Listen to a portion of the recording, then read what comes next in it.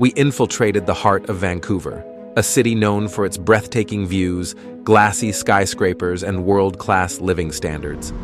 But just one block away from luxury boutiques, we uncovered a grim reality. Open-air drug markets, people injecting fentanyl on sidewalks, and a constant chemical stench hanging in the air. You'll hear the eerie silence of overdose victims, see burnt foil scattered like confetti, and meet those caught in a system that promised safety and delivered chaos. This isn't a story you'll find on travel blogs. This is a raw, unfiltered look at what happens when every drug becomes legal. Stay with us. You won't believe what we found. Number 1. Vancouver. City of beauty, city of crisis. Vancouver. Just saying the name might bring to mind polished glass towers reflecting snow-capped mountains, clean air, and a reputation as one of the most livable cities in the world. For years, it's been Canada's pride, a place of prosperity, diversity, and breathtaking natural beauty. But something has changed, and not quietly. Since January of 2023, British Columbia, with Vancouver at its epicenter, became the first region in Canada to decriminalize the possession of all drugs for personal use. Yes, all drugs. Cocaine, heroin, methamphetamine, fentanyl, no arrests, no criminal charges, just health-focused care. On paper, the move was revolutionary. The goal? To reduce stigma, encourage treatment, and prevent deadly overdoses. But the street-level reality is far messier and far darker. Walk a few blocks from the tourist-favorite gas town, and you'll enter what feels like a parallel universe. Sidewalks lined with tents, people slumped over in corners, some motionless, others twitching, their arms covered in bruises and bandages. This isn't just about policy anymore. This is about survival, about lives unraveling in real time. Despite the good intentions, the data tells a different story.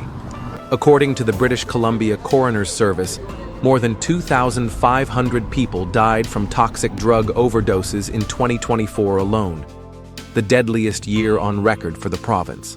That's nearly 7 people every day. And here's the kicker: the vast majority of these deaths involved fentanyl or its analogs, drugs that are now technically legal to possess.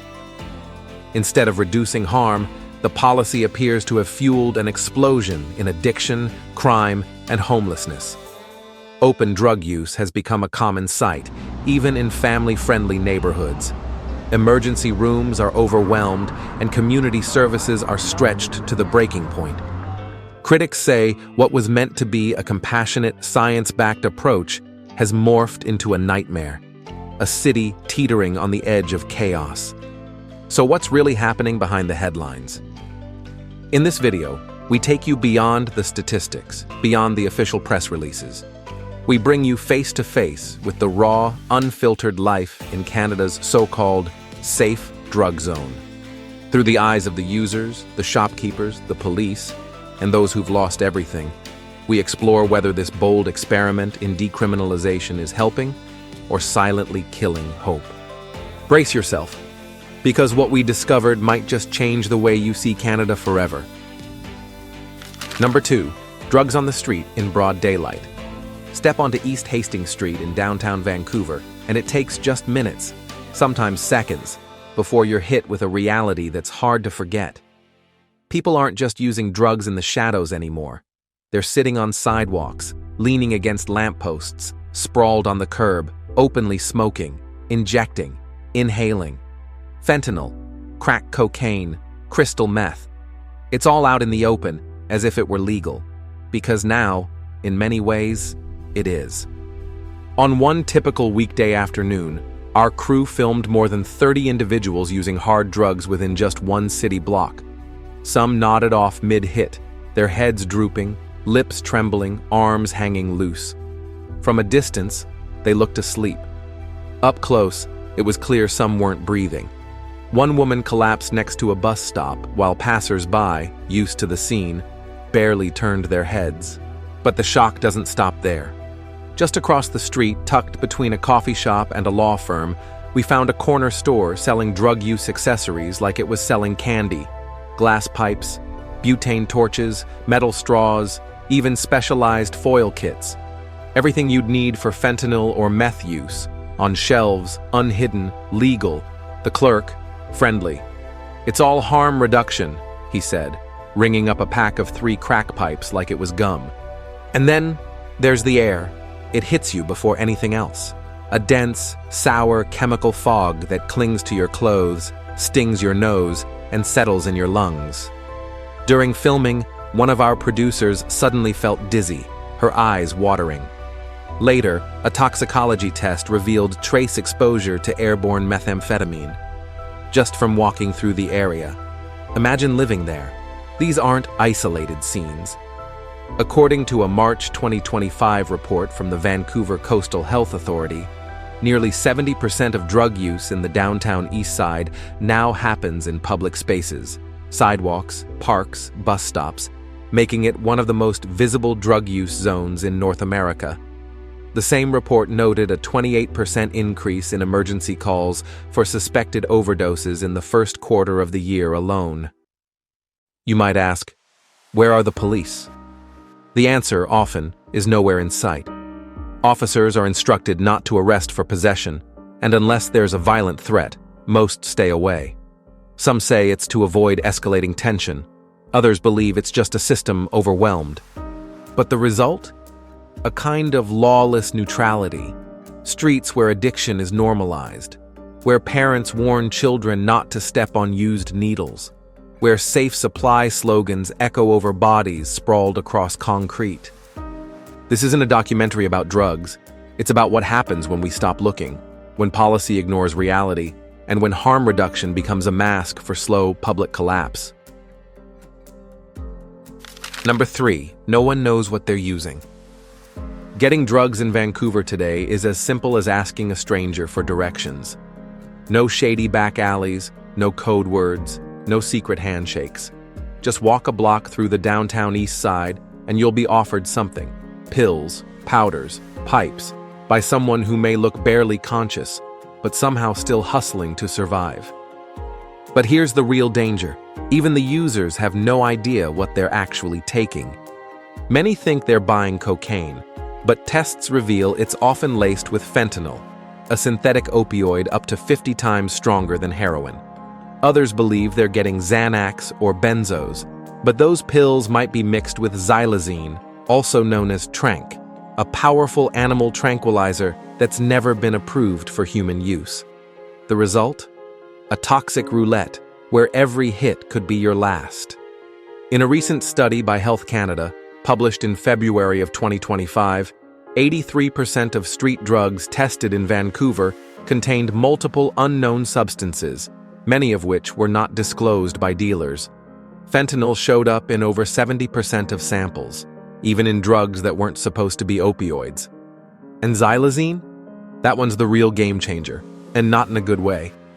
Called the zombie drug for a reason, xylazine doesn't just knock people out. It causes flesh to rot, literally. Users develop open sores that refuse to heal, limbs that swell until bones warp, and skin that peels off like old wallpaper. Combine that with fentanyl, and the result is a wave of overdoses that Narcan, the usual overdose reversal drug, can't fully stop. Some users describe the experience like entering a dream you can't wake up from. One man told us he thought he was buying meth, but instead he blacked out for 12 hours and woke up in an emergency room, his kidneys nearly failing from what doctors later identified as a fentanyl-xylazine mix. Another woman showed us deep ulcers on her arms and legs, saying, "I used to know what I was putting in my body. Now I'm just hoping it doesn't kill me." And that's the terrifying part. It's not just addiction anymore. It's chemical warfare, unregulated, unpredictable, and almost always deadly. Authorities are scrambling to respond, but drug-checking services are limited, and most users don't trust or don't bother. The system that was supposed to protect them, by decriminalizing drugs and focusing on health, has left them swimming in a sea of unknown poisons with no lifeline in sight. So while drugs might be easier to get than ever before, knowing what you're actually taking has never been harder. And in this twisted version of freedom, that ignorance can be fatal. Number 4, broken promises, voices from the inside. When British Columbia first announced it would decriminalize all drugs in early 2023, some people cheered. For many struggling with addiction, it felt like a lifeline, a bold step toward dignity, understanding, and support. Finally, they said, we won't be treated like criminals. We'll be treated like humans. But 2 years later, that hope has curdled into heartbreak. We sat down with Joel, a 39-year-old former chef who has been addicted to opioids for over a decade.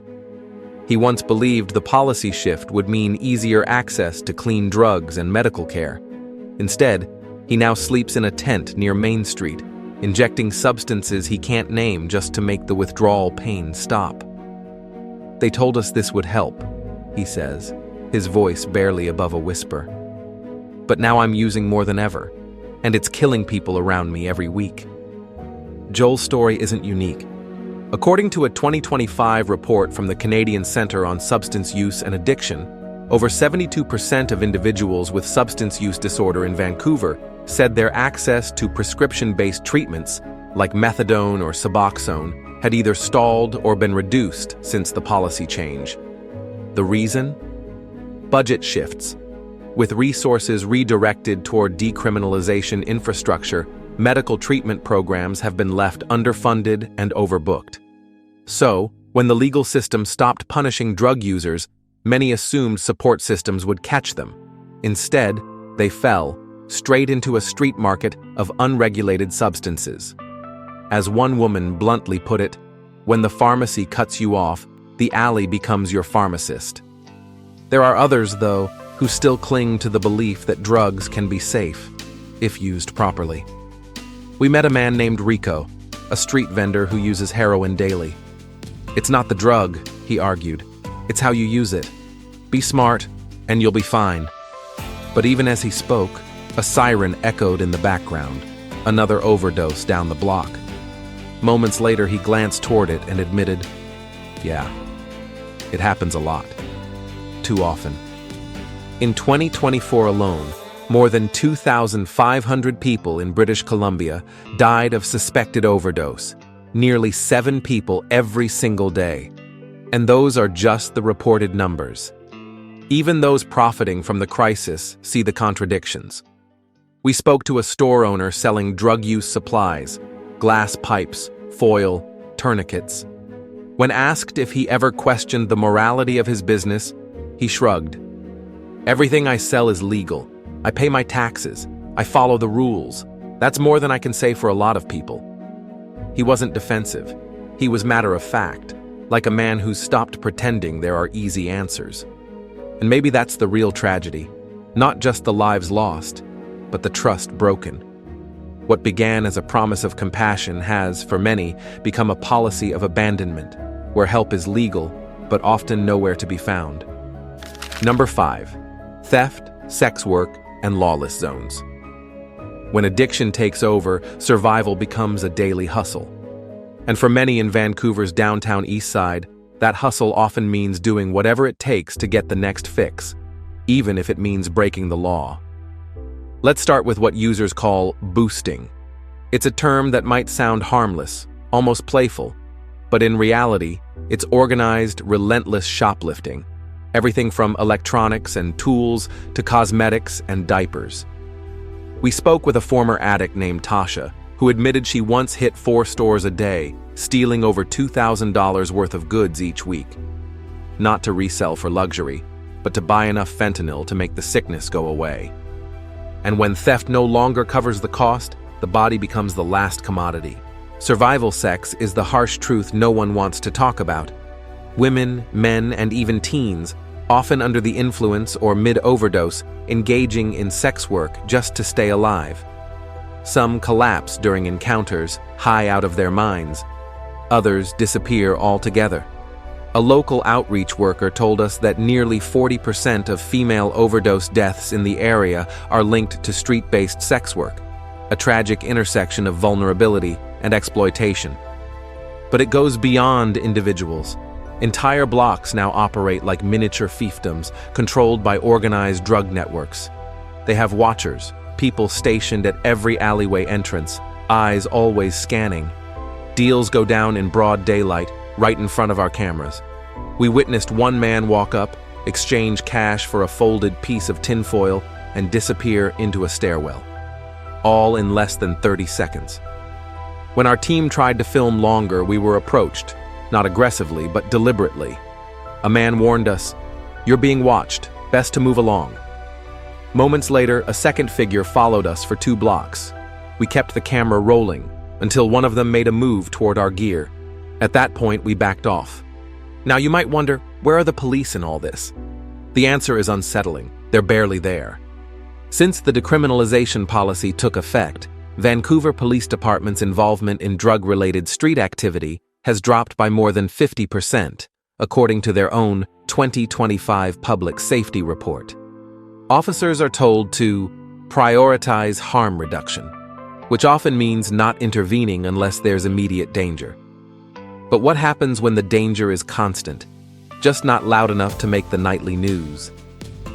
The absence of law enforcement has created what some locals call gray zones, neighborhoods where dealers operate freely, addicts collapse without help, and residents feel abandoned.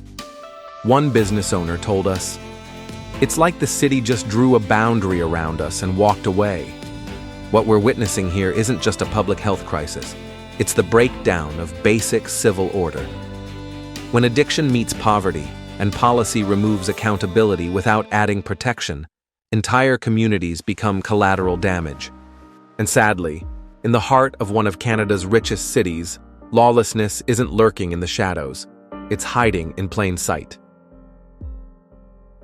Number 6. Safe injection sites aren't so safe. At first glance, the concept of a safe injection site sounds like progress.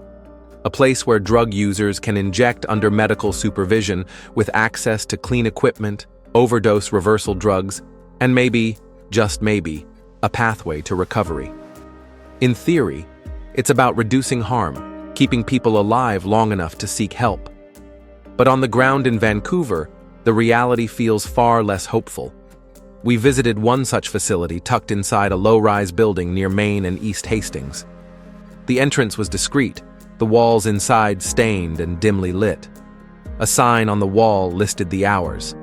The rules were simple: come in, use safely, and leave. But what happens after you leave? According to Vancouver Coastal Health, there are now over 30 supervised consumption sites operating across British Columbia as of early 2025. These sites have reversed more than 12,000 overdoses since their inception. That sounds impressive, until you ask what happens next. The answer often is nothing. Inside, the setup is basic: a table, a chair, some sterile water, cotton, and tourniquets. A nurse might check in, but supervision is minimal, and support after the injection, practically non-existent. We watched as one man slumped sideways in his chair, unconscious. A worker calmly administered Narcan, then walked away. The man woke up, muttered something, and staggered out the door, shoeless, confused, and alone. And that's the crux of the problem. These sites may stop death in the moment, but they don't stop the spiral. There is no structured follow-up, no consistent mental health care, no long-term detox beds immediately available. In fact, as of March 2025, the average wait time for entry into a funded residential treatment program in Vancouver was 38 days.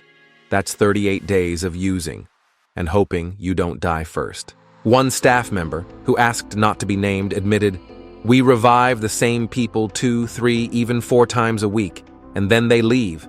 That's it. That's all we can do." Worse still, the environment around these sites is anything but safe. Dealers loiter just outside the entrance, preying on vulnerable users. In one afternoon, we watched 2 people overdose on the sidewalk, just steps from the facility door. Neither made it inside in time. And when users do leave in a daze, they're often targeted. There are reports of people being robbed, assaulted, even sexually abused while unconscious after injecting. It's like putting a bandage on a bullet wound and walking away. Of course, the goal behind safe injection sites was noble: reduce the spread of disease, prevent overdose deaths, and build a bridge to recovery. But a bridge goes both ways. Without a system of care waiting on the other side, that bridge leads nowhere. And for far too many in Vancouver, safe now means surviving just long enough to risk it all over again tomorrow. Number 7. A policy that's only halfway there. As the crisis deepens in British Columbia, the silence from officials is finally starting to crack. But for many critics, including lawmakers within the province itself, the response is not only too late, it's dangerously incomplete. We spoke with Eleanor Sturco, a sitting member of British Columbia's Legislative Assembly and one of the most vocal critics of the current drug policy. Her verdict? Clear and uncompromising. "This is not harm reduction," she told us. "This is harm abandonment. We didn't create a solution, we created a vacuum, and people are dying inside it." Sturco argues that the province's decriminalization approach is a textbook example of a half measure, legalizing possession without building the scaffolding needed to support recovery. "We stopped arresting people," she said, "but we didn't give them anywhere to go next." She's not alone in thinking that way. Experts often point to Portugal and Germany as successful models of decriminalization. But those countries did more than rewrite laws. They built entire systems around rehabilitation. In Portugal, for instance, individuals found with drugs are immediately referred to a dissuasion commission, where they undergo an assessment and, if needed, are mandated to attend therapy, detox, or social reintegration programs. Germany, too, balances decriminalization with firm requirements for medical intervention and long-term recovery care. British Columbia? Not even close. According to a government audit released in April of 2025, only 11% of drug users in the province who experienced a non-fatal overdose in the past year were successfully connected to follow-up care. That means nearly 90% were released without any intervention, left to return to the same poison supply that nearly killed them. Sturco believes one critical step is returning enforcement power to police, not to criminalize users, but to disrupt trafficking and reintroduce accountability. "We need to hit pause on this fantasy that policy alone will fix addiction," she said. "We need boots on the ground, real funding for detox beds, mental health staff, and long-term treatment centers." To that end, she's pushing for a three-part response. First, reinvest in public safety by equipping officers to intervene in high-risk areas. Second, expand mandatory rehab options tied to overdoses or repeat offenses. And third, offer wraparound support, housing, employment training, trauma counseling, to give people a real shot at recovery. But it's not just about helping individuals, it's about saving communities. As Sturco warned, when you legalize every drug but fail to support every person, you don't just lose the addict, you lose the neighborhood, you lose the family, you lose the future. And the numbers back her up. In some areas of Vancouver, property crime has risen by over 40% since 2023. Local businesses are closing early or shutting down entirely. Residents speak of feeling like prisoners in their own blocks. So the question isn't whether harm reduction can work. It's whether British Columbia is willing to do the hard work of building the full system around it, not just opening the front door and walking away. Because in a crisis like this, doing half the job is the same as doing nothing at all. Vancouver is still a beautiful city, but behind the postcard views and polished skyline lies a crisis unraveling in plain sight. What began as a bold attempt to treat addiction with compassion has, in many ways, exposed the cracks in a system not built to carry its weight. Decriminalization without structure. Safety without follow-up. Compassion without commitment. We've walked the streets. We've seen the faces. And what stays with us isn't just the suffering, it's the silence. A silence that grows louder each day. Policies fail to protect the people they were meant to help. This documentary isn't about blame, it's about truth. And the truth is, when we talk about harm reduction, we can't afford to reduce action. Not anymore. If this story moved you, or even made you think, consider leaving a comment below. We'd love to hear your thoughts. And if you want to see more untold stories from places you thought you knew, subscribe to NVL Travel Documentary and join us on the road where the real world begins. Until next time, travel deeper, look closer, and never stop asking what's really happening behind the surface.